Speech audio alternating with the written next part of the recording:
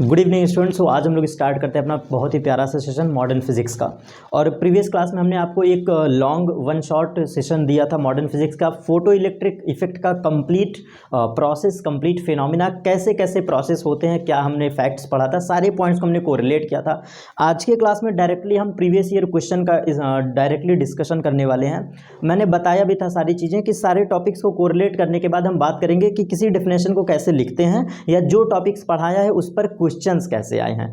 तो पहला question photo electric effect का सबसे पहला यही बनता है कि what is photo electric effect phenomena, इसको डिफाइन करिए और जितना बेहतर से बेहतर आप बता सकते हैं, कम से कम नंबर में, ज़्यादा से ज़्यादा नंबर में, मैंने कोशिश किया है। तो पहला हमारा क्वेश्चन नंबर 1 ये बनता है एग्जाम में कि what is photo electric effect. तो चलिए इसको डिफाइन करते हैं।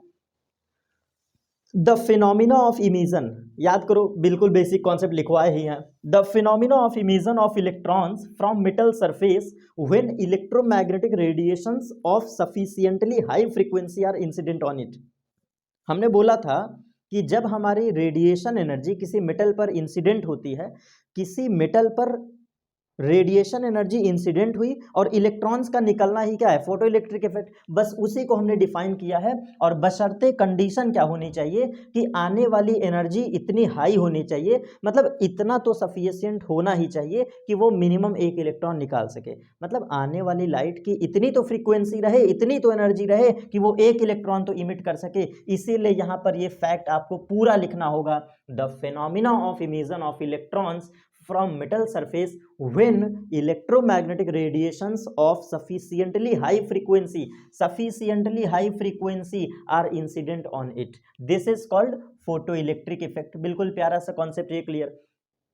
थोड़ा सा एक्स्ट्रा दिखाने के लिए आप ये छोटा सा डायग्राम मेटल सरफेस का दिखा दीजिए। ये रेडिएशन एनर्जी आ रही है जिसकी एनर्जी एच न्यू है, रिप्रेजेंट कर दो। और जो इलेक्ट्रॉन एनर्जी लेके निकल रहा है वो है काइनेटिक एनर्जी ई के। इतना बता दिए, सफिशिएंट है। और आप थोड़ा सा एक्स्ट्रा पॉइंट और डिस्कशन कर सकते हैं कि मेनली फोटो इलेक्ट्रिक इफेक्ट या mainly emission of electrons are 3 type. Mainly, वैसे एक और है लेकिन मेनली आप इतना लिख देते हैं, बोर्ड एग्जाम में नंबर कटेगा नहीं बल्कि एक्स्ट्रा, इसमें एक्स्ट्रा ऐड अप हो जाएगा सिर्फ इतने कंटेंट से। लॉन्ग क्वेश्चन में भी अगर आप ये 2 नंबर में लिख देते हैं तो बेटा कोई काट नहीं सकते क्योंकि कंटेंट एकदम A1 क्वालिटी का है। तो mainly 3 type of emission of electrons occurs. पहला थर्मो आयनिक, दूसरा फील्ड इमिशन, तीसरा फोटो इलेक्ट्रिक इमिशन। 3 टाइप से होते हैं इमिशन ऑफ इलेक्ट्रॉन्स। अगले क्वेश्चन पे चलते हैं। प्यारा सा क्वेश्चन है, what is work function of metal. What is work function of metal, ये डिफाइन करता है। तो हमने पढ़ाया था the minimum amount of energy जो कि रिक्वायर होता है bye an electron. The minimum amount of energy require by an electron to just escape from the metal an electron. किसी मेटल से एक इलेक्ट्रॉन निकालने के लिए जितने मिनिमम एनर्जी की रिक्वायरमेंट होती है, इस escape की जगह आप रिमूव भी लिख सकते हैं तो भी कोई दिक्कत नहीं होगा। ठीक है, दोनों का मतलब सेम है। The minimum amount of energy require by an electron to just escape, just निकलने के लिए। मतलब जस्ट निकलने का मतलब ये होता है, देखो ऐसे समझो, वर्क फंक्शन का मतलब ये है कि अगर ये मेटल सरफेस है, फॉर एग्जांपल ये अंदर का इलेक्ट्रॉन है, हमने एक मेटल लिया और मेटल के भीतर ये इलेक्ट्रॉन है, तो जस्ट escape का मतलब है कि ये इतना एनर्जी ले ले, इतनी एनर्जी उसको चाहिए ही चाहिए ताकि वो सरफेस तक आ सके। जस्ट escape मतलब जस्ट निकल जाएगा। अगर वर्क फंक्शन से थोड़ी सी एनर्जी बढ़ा दिए, वर्क फंक्शन से थोड़ी सी एनर्जी बढ़ा दिए तो वो भाग जाएगा सराउंडिंग में। तो वही चीज यहाँ पे जस्ट escape का मतलब है कि ये इलेक्ट्रॉन उड़ता हुआ कहाँ पर आ गया, ऑन द सरफेस। तो यही मतलब होता है वर्क फंक्शन का। वर्क फंक्शन इतनी मिनिमम एनर्जी होती है, इतना मिनिमम एनर्जी होता है कि वो जस्ट सरफेस पर आ करके बैठ सके, जस्ट सरफेस पे। और आप ये भी कहोगे कि work function is different for different metal. जैसे कहने का मतलब इसको फाई से रिप्रेजेंट करते हैं, इसकी एनर्जी होती है एच न्यू नॉट। ठीक है, तो फाई की वैल्यू डिफरेंट होती है फॉर डिफरेंट मेटल। जैसे जैसे मेटल बढ़ेगा या मेटल को चेंज करोगे, मटेरियल ऑफ प्रॉपर्टी पे डिपेंड करता है, मेटल की मेटेलिक प्रॉपर्टी पर। तो जैसे मेटल चेंज कर जाएगा वैसे वर्क फंक्शन चेंज कर जाएगा। तो आप यहाँ पे कहोगे कि the value of work function is different for different different material या फिर डिफरेंट डिफरेंट मेटल्स। सिंपल सा, इसे फाई से रिप्रेजेंट करते हैं। बेसिक डेफिनेशन कंप्लीट, आगे चलते हैं। इसके बाद थ्रेशोल्ड फ्रीक्वेंसी आपसे पूछा जाता है। Question number 3, what is threshold frequency? Question number 3। तो देखो इसको ऐसे समझते हैं बेटा, थ्रेशोल्ड फ्रीक्वेंसी क्या है, मैं समझाता हूँ थ्रेशोल्ड फ्रीक्वेंसी क्या है। हमने एक मेटल लिया, जैसा कि हमने प्रीवियस क्लास में प्रीवियस टॉपिक में भी समझा रहा था। अब इस मेटल पर हम क्या करते हैं, इंसिडेंट एनर्जी देते हैं, जाहिर सी बात है कोई ना कोई energy, radiation energy h new देते हैं। अब ये इलेक्ट्रॉन एनर्जी खाता है और इसके बाद ये कहाँ आएगा, सरफेस पे, और सरफेस पे आने के बाद बाहर निकल जाता है एनर्जी ऑफ काइनेटिक्स से। कहने का मतलब बस बेटा ये है, थ्रेशोल्ड फ्रीक्वेंसी का मतलब है इतना मिनिमम फ्रीक्वेंसी ऑफ लाइट होना चाहिए, मतलब वो मिनिमम से मिनिमम फ्रीक्वेंसी जो एक इलेक्ट्रॉन इमिट कर सके। मतलब ये जो इलेक्ट्रॉन सरफेस पर आने के लिए जितना एनर्जी रिक्वायर करता है ना, जो वर्क फंक्शन है जिसको बोलते हैं फाई, तो इस फाई के रिस्पेक्ट में, इस फाई के रिस्पेक्ट में जो न्यू फ्रीक्वेंसी ऑफ एनर्जी या जो फ्रीक्वेंसी निकलती है उसी को थ्रेशोल्ड फ्रीक्वेंसी कहते हैं। अब आइए जरा पढ़ लेते हैं। कहने का मतलब वर्क फंक्शन के संगत, वर्क फंक्शन के रिस्पेक्ट में जो भी फ्रीक्वेंसी ऑफ लाइट आएगा उसी को कहते हैं थ्रेशोल्ड फ्रीक्वेंसी। अब आइए इन टॉपिक्स को कवर कर लेते हैं। क्या बोला गया है, threshold frequency is defined as the minimum frequency of light. ये देखो, minimum frequency of light which causes two electrons be emitted from a metal surface। इतनी मिनिमम फ्रीक्वेंसी दे दो, इतनी मिनिमम फ्रीक्वेंसी दे दो कि कम से कम मेटल से एक इलेक्ट्रॉन इमिट हो पाए, कम से कम एक इलेक्ट्रॉन, क्योंकि एक इलेक्ट्रॉन का भी अगर इमिशन हो जाता है तो हम कहेंगे कि फोटो इलेक्ट्रिक इफेक्ट हो गया थ्रू द रेडिएशन। ठीक है, और इसके बाद हम ये भी जानते हैं, ऑलरेडी इस बात को आइंस्टीन ने बोला था कि अगर नो इमिशन ऑफ इलेक्ट्रॉन्स होता है, no emission of electrons, no emission of electrons होता है, ध्यान से समझिएगा बेटा, इसका फैक्ट भी हम डिस्कशन करेंगे। नो इमिशन ऑफ इलेक्ट्रॉन्स मतलब एक भी इलेक्ट्रॉन नहीं निकला, तो इस शर्त में जो न्यू होगा वो लेस देन न्यू नॉट है। कहने का मतलब, कहने का सेंस ये है कि आने वाली एनर्जी न्यू, याद करो बेटा, वन शॉट रिवीजन जाके वीडियो में देखो। न्यू का मतलब है आने वाली इंसिडेंट लाइट की एनर्जी, ये कम है comparison to work function. Nu naught का मतलब क्या है, वर्क फंक्शन। तो अगर आने वाली एनर्जी, आने वाली इंसिडेंट रेडिएशन एनर्जी कम है comparison to threshold frequency, comparison to work function, तो इमिशन ऑफ इलेक्ट्रॉन कभी नहीं हो सकता। तो यही चीज यहां पे लिखा गया है। लेकिन आप बस इतना याद रखिए कि the minimum amount of frequency of light which can able to emit an electron from the metal surface, किसी मेटल से वह मिनिमम फ्रीक्वेंसी ऐसी दे दो कि एक इलेक्ट्रॉन निकल पाए, that is called threshold frequency. अब यहीं से अगला क्वेश्चन आता है, थ्रेशोल्ड वेवलेंथ क्या होता है? तो देखो ऐसे समझना बेटा, ऐसे समझना, फाई से कोरिलेट है एनर्जी, तो एनर्जी से कोरिलेट हो गया थ्रेशोल्ड फ्रीक्वेंसी। अब इसी फ्रीक्वेंसी से कोरिलेट होती है वेवलेंथ, तो यहीं से हम इसको भी कोरिलेट करेंगे threshold wavelength. According to law, according to basic concept, with respect to threshold frequency, with respect to threshold frequency, the outcoming radiation of wavelength is basically called as threshold wavelength। Work function के according जो frequency I that is called threshold frequency, और same इसी threshold frequency के respect में जो wavelength आया उसको कहेंगे थ्रेशोल्ड वेवलेंथ। तो ये आपस में बिल्कुल कोरिलेट हैं। फाई बराबर एच न्यू नॉट, फाई बराबर एच न्यू नॉट, और we know frequency is equal to light upon wavelength. तो इसका नेक्स्ट फॉर्मूला हमारा, इसको कोरिलेट करेंगे तो ये हो जाएगा h c upon lambda naught. तो बेसिकली ये छोटे छोटे फार्मूला हैं। वर्क फंक्शन जो है वो एनर्जी पे डिपेंड करता है, और energy of each photon is directly proportional to frequency. We can easily say, अगर ये एनर्जी है, रेडिएशन एनर्जी है, तो ये डिपेंड करेगा एच न्यू नॉट पे। तो फाई बराबर एच न्यू नॉट। अब एच न्यू नॉट से वेवलेंथ की तुलना करना है, कंपैरिजन करना है, तो h c upon lambda naught. Basically हम जानते हैं frequency is equal to, frequency is equal to speed of light,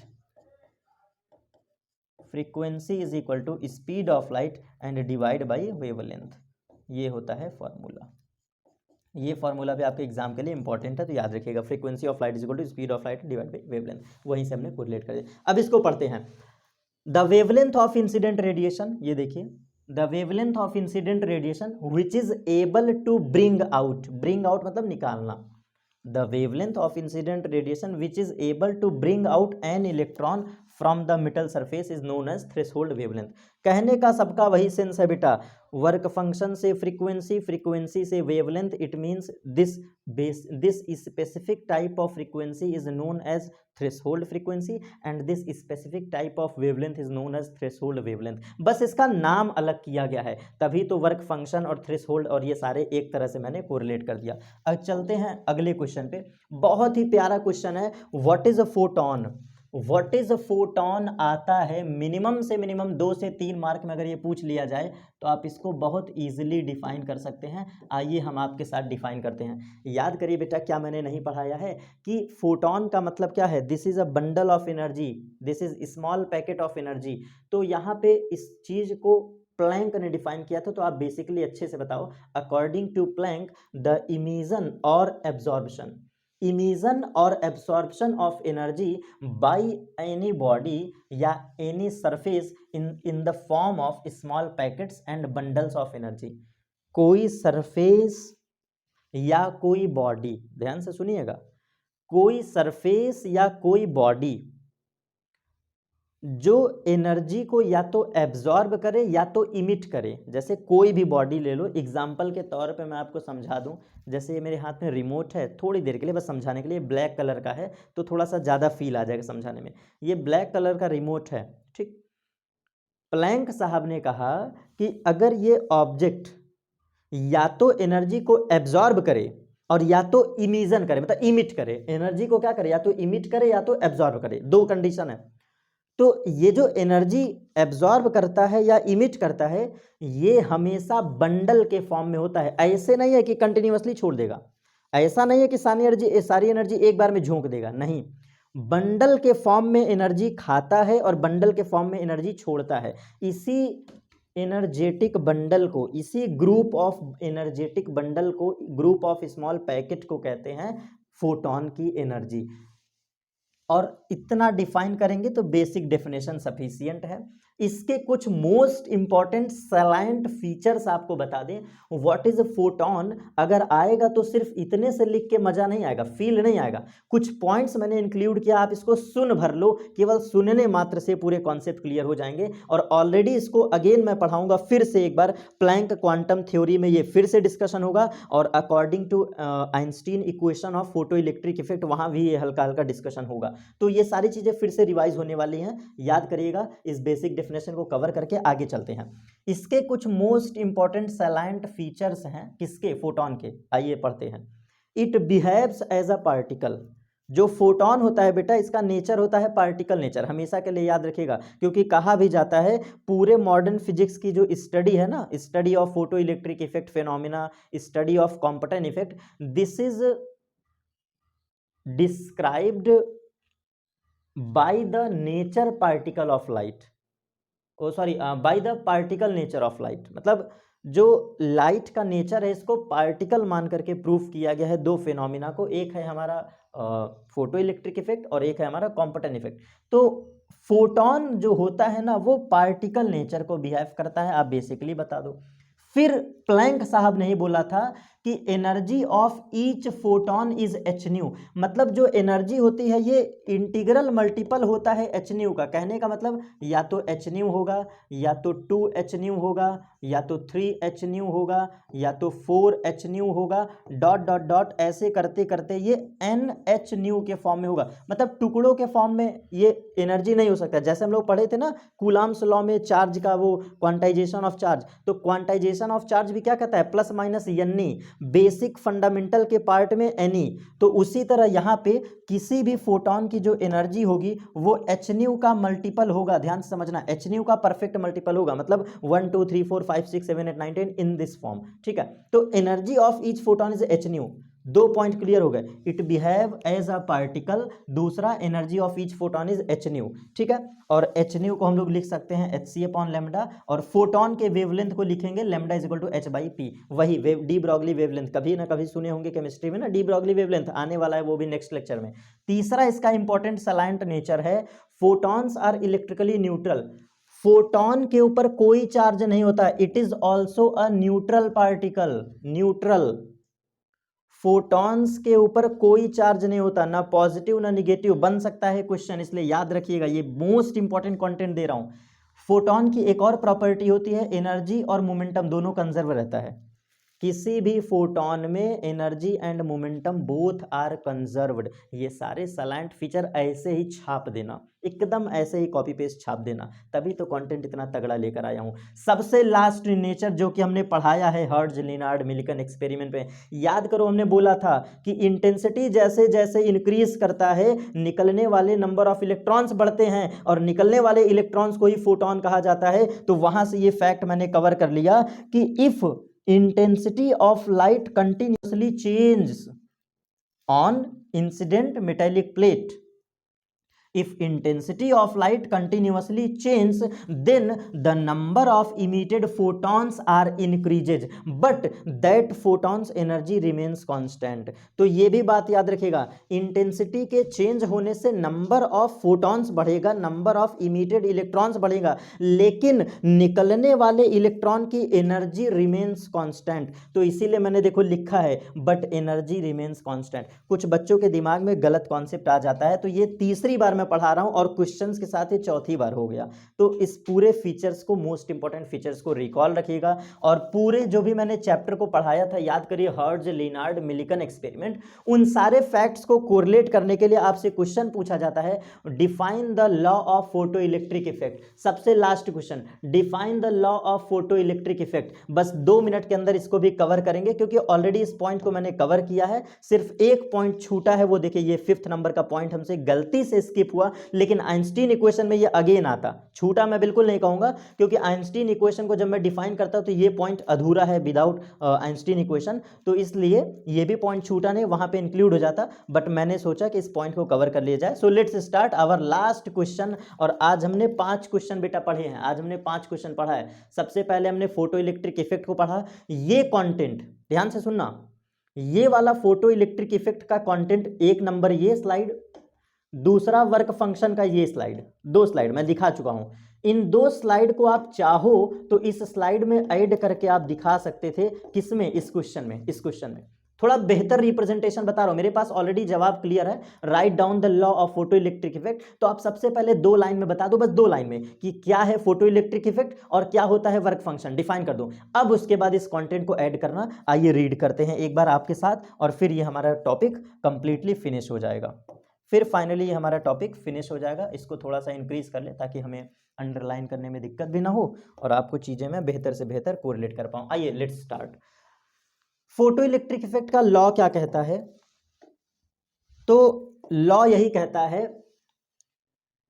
the rate of emission of photo electric electrons, ये जो देखिए, the rate of emission of photo electrons is directly proportional to the intensity of the incident light। भैया पहला line यही तो मैंने पढ़ाया था, थोड़ा आपके सामने मैं खुद रीड कर रहा हूं। The rate of emission of photo electrons from the metal surface is directly proportional to the intensity of the incident light on metal surface. पहला फैक्ट हमारा यही था, तो उम्मीद करता हूं कि सिर्फ कोरिलेट हो गया होगा। भाई मैंने यही तो पढ़ाया है कि जैसे जैसे इंसिडेंट लाइट की इंटेंसिटी को इंक्रीज करते हो, नंबर ऑफ इमिटेड फोटॉन्स बढ़ते हैं, और कुछ नहीं बढ़ता है, ठीक है, और कुछ नहीं बढ़ता है। अब इसके बाद आइए दूसरे पॉइंट को पढ़ते हैं, the maximum kinetic energy of photo electrons. यहाँ पे फोटो इलेक्ट्रॉन्स वर्ड यूज हो रहा है, सही है, कोई दिक्कत नहीं। हमने इमिटेड इलेक्ट्रॉन्स माना था, यहाँ पर फोटो इलेक्ट्रॉन्स माना है, कोई दिक्कत नहीं, सेम है, कोई दिक्कत नहीं। आइए दूसरा फैक्ट पढ़ते हैं, the maximum kinetic energy of photo electrons do not depends on the intensity of incident light. अरे भैया, क्या मैंने नहीं पढ़ाया था? याद करो मेरे वीडियो का दूसरा फैक्ट, मैंने यही तो लिखा था। एनर्जी सिर्फ 2 पॉइंट पे डिपेंड करता है, एक तो फ्रीक्वेंसी पे और दूसरा पोटेंशियल पर, स्टॉपिंग पोटेंशियल पर। याद करो बेटा, जाके वीडियो में देखो, बोला था ना। तो वही चीज तो लिख रहा है, does not dependent on intensity of light. वो तो मैं भी जान रहा हूं कि इंटेंसिटी एनर्जी पे डिपेंड नहीं करती, तो ये कौन सा नया पॉइंट हो गया? चलिए 2 पॉइंट हमारे कवर हो गए, मजा आ गया। आप खुद देख लो कॉन्सेप्ट कितना क्लियर है। तीसरा point, the maximum kinetic energy of photo electrons emitted from the metal surface increases with frequency. अरे भाई, अब मैं पढ़ूंगा नहीं, बस अब नहीं पढ़ूंगा। सेम सारे कॉन्सेप्ट मैंने पढ़ाया है, आप इसी पॉइंट को बस नोट डाउन कर लीजिए और खुद से नोट कर लीजिए। जो पॉइंट मैं कह रहा था कि स्किप है, आइए सीधा चलते हैं 5th पॉइंट पे। अरे सारे पॉइंट पढ़ा चुका हूं मैं, क्या इसको पढ़ूं? मतलब मुझे भी नहीं मालूम था, इतना अच्छा मैंने पढ़ाया है कि ये आंसर देख रहे हो आपके सामने, आंसर कितना बेहतर दिया है। आगे चलते हैं सबसे लास्ट पॉइंट पे। इस पॉइंट को आप सुन लीजिएगा, इसको थोड़ा सा समय लेके समझाऊंगा सब्र के साथ।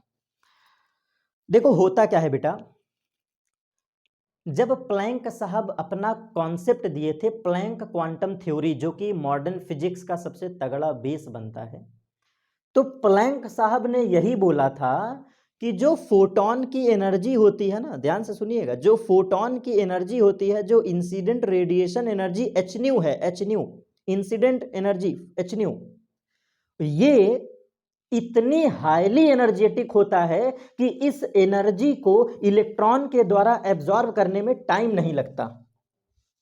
आइए देखिए, ये हमने माना मेटल सरफेस, ठीक है, ये हमने माना मेटल सरफेस, तो ये 5th पॉइंट का डिस्कशन कर रहा हूं, 5th पॉइंट का। मेटल सरफेस पर जब हम एच न्यू एनर्जी गिराते हैं बेटा, एच न्यू एनर्जी जब देते हैं इसको, रेडिएशन एनर्जी, तो होता क्या है कि ये इतना हाईली एनर्जी होता है कि इसको इलेक्ट्रॉन तुरंत खा लेता है। खाने का मतलब एब्जॉर्ब करता है। इस इंसिडेंट एनर्जी को इलेक्ट्रॉन क्या करता है? खाता है।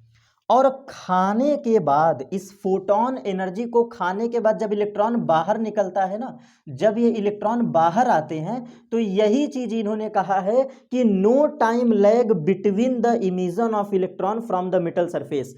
मतलब एनर्जी के आने और इलेक्ट्रॉन के निकलने, बहुत प्यार से समझिएगा बेटा, बड़े प्यार से, एनर्जी के आने और इलेक्ट्रॉन के निकलने में नो टाइम लैग होता है, मतलब कोई समय नहीं लगता। जैसे मान लो ये मैंने एक बुक लिया है, या आप पढ़ सकते हैं, कोई क्वेश्चन बैंक है केमिस्ट्री की, तो जैसे रेडिएशन एनर्जी गिरा, ये देखो ऐसे गिरा, तुरंत इलेक्ट्रॉन निकल जाते हैं, तुरंत जैसे एनर्जी गिरा तुरंत इलेक्ट्रॉन एनर्जी निकल जाएगा।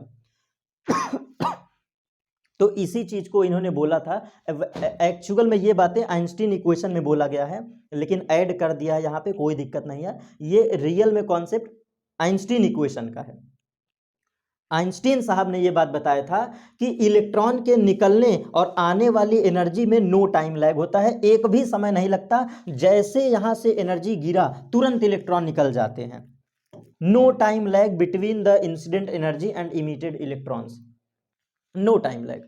जैसे एनर्जी ऐसे धड़ाम से गिरा, तुरंत इलेक्ट्रॉन निकल जाते हैं, तुरंत फोटो इलेक्ट्रॉन्स निकलना शुरू कर जाते हैं। No time lag between the emission of electrons and the incident energy.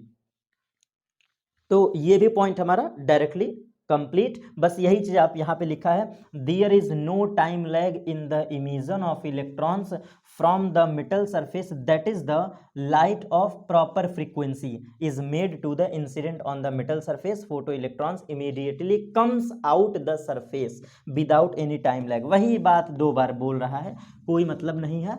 आप सिंपली इसको अपने लैंग्वेज में डिफाइन करेंगे, बिल्कुल सिंपली अपने लैंग्वेज में, कि आने वाले इलेक्ट्रॉन्स की एनर्जी, आने वाले इंसिडेंट रेडिएशन एनर्जी और आउटकमिंग इमिटेड इलेक्ट्रॉन्स के बीच में नो टाइम लैग होता है। इमीडिएटली इलेक्ट्रॉन्स निकलना शुरू कर देते हैं, बिल्कुल तुरंत निकलना शुरू कर देते हैं।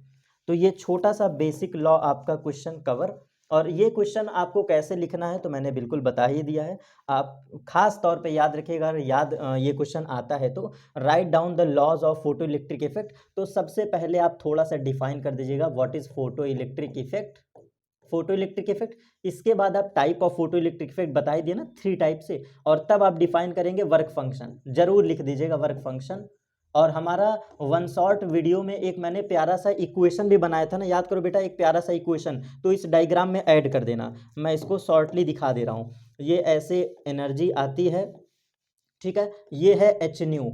इसके बाद इलेक्ट्रॉन जब निकलता है तो कुछ ना कुछ एनर्जी खाता है, वो वर्क फंक्शन, और फिर जो इलेक्ट्रॉन निकलेगा ये एनर्जी लेके निकलेगा ई के। तो ये इक्वेशन भी लिख देना, h nu is equal to E K plus phi, याद करो। और इसी को विधिवत फॉर्म में लिखोगे, विधिवत फॉर्म में, तो h nu minus nu naught is equal to half m v square, half m v square. तो इतने इक्वेशंस को लिखाने के बाद तब आप ये लॉ पूरा नोट डाउन कर दीजिएगा। तो सबसे पहले 2 से 3 लाइन में फोटो इलेक्ट्रिक इफेक्ट, फिर वर्क फंक्शन, वर्क फंक्शन की जगह फाई बराबर h nu not, basically 2 line पूरे, फिर ये डायग्राम, फिर ये इक्वेशन, एंड तब आपको ये इतने लॉज बताने हैं। तो इससे पता है अगर ये क्वेश्चन 5 नंबर का भी आया होगा तो मैं 100% गारंटेड से कह रहा हूं कि एग्जामिनर बेटा खुश हो के आपको नंबर देगा। क्योंकि देखो, लिखने का रिप्रेजेंटेशन जितना अच्छा करोगे, नया थोड़ा सा, मतलब आजकल का जो ट्रेंड चल रहा है, कुछ इनिशिएटिव करने का प्रयास करिए। आप भी आजकल देखना ना यूट्यूब पे बड़ा, मतलब एक अलग ही दुनिया चल रही है, शॉर्ट्स रील्स, एक प्रैक्टिकली पढ़ाना, कुछ मतलब ट्रेंड ट्रेंड के हिसाब से चलो। अब वो जमाना गया, पुराने जमाना गया कि पूरी गाथा गा दो किताब का, नहीं, वो सब समय गया। अब थोड़ा सा स्मार्ट स्ट्रेटजी चाहिए, स्मार्ट स्टडी चाहिए, थोड़ा सा रिप्रेजेंटेशन कुछ नया करो, इनिशिएटिव करो, अपने सोच को रिप्रेजेंट करो। हाँ, बट कंडीशन याद रहे, अपने सोच को इतना मत लगा दो कि पूरा आंसर गलत हो जाए, ये भी याद रखिएगा। तो ये भी याद रखिएगा कि ये क्वेश्चन मार्क है आपके लिए, इतना इनिशिएटिव मत कर दो कि आंसर के अलोंग चले जाओ, अगेंस्ट चले जाओ, ठीक है। तो थोड़ा सा लिमिटेशंस में रह के कुछ नया करने का कोशिश करिए, कुछ बेहतर अपने नॉलेज को रिप्रेजेंट करने का प्रयास करिए on board copy, on examination, तो अच्छा रिप्रेजेंटेशन होगा। ये हमारा topic complete previous year question के साथ कंप्लीटेड होता है। अब बेटा हम डिस्कशन करेंगे डायरेक्टली प्लैंक क्वांटम थ्योरी, से ध्यान से सुनिएगा। डुअल नेचर ऑफ रेडिएशन का डिस्कशन करेंगे, प्लैंक क्वांटम थ्योरी डिस्कशन करेंगे, डी ब्रॉगली वेवलेंथ डिस्कशन करेंगे, एंड सबसे लास्ट में डिस्कशन करेंगे आइंस्टीन इक्वेशन, ठीक है। वीडियो में हमने बोल दिया, जरूर must you have read this concept. मिलते हैं अपने अगले वीडियो पर। Thanks to all of you.